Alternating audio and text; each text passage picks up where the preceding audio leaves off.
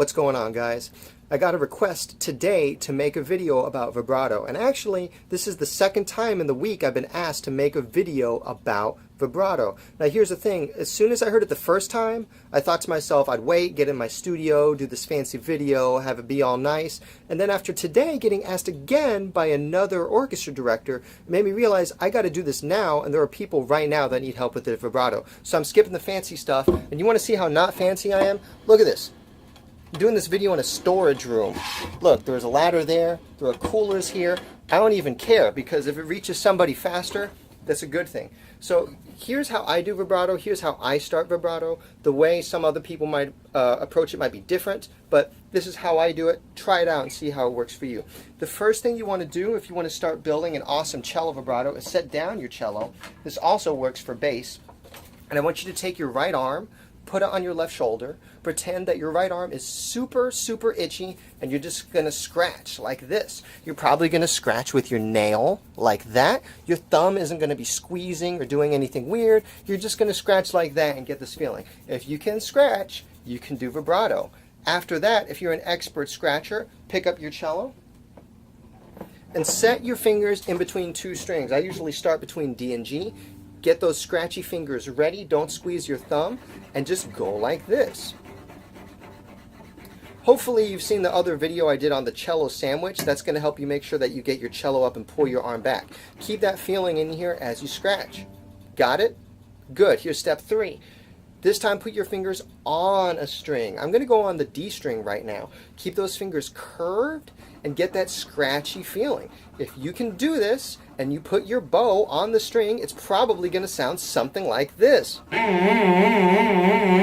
And that's amazing. That's your vibrato. Your vibrato is huge, and you want to keep practicing this huge vibrato to get that movement down. So I'm going to keep doing this. I'm going to scratch. I'm going to get this feeling. I'm going to bounce. You can even do a pizzicato.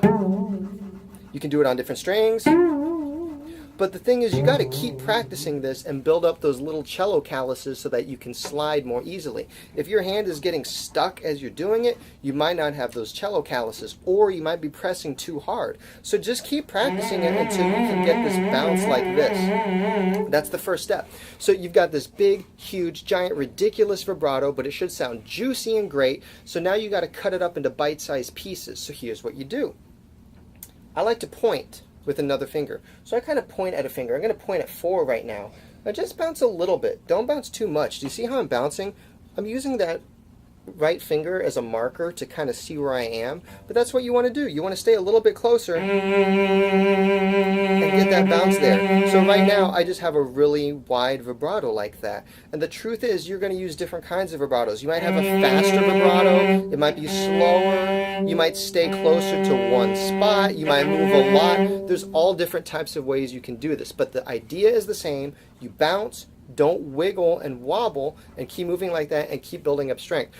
Alright, I had to cut right there because you could probably see that the audio and video weren't in sync, but you get the idea. The most important thing I want to tell you at the end is that very rarely does anybody totally get this in a day and have a completely different vibrato all of a sudden. You've got to put in the work and practice this every day, and then see maybe if after a few days or after a few weeks if it's improving. So I'm going to challenge you to try this for a week, see if it steps up your vibrato game, see if your cello calluses get better, and see if this is something that you can actually start putting into your music slowly with the smaller vibrato as your end result.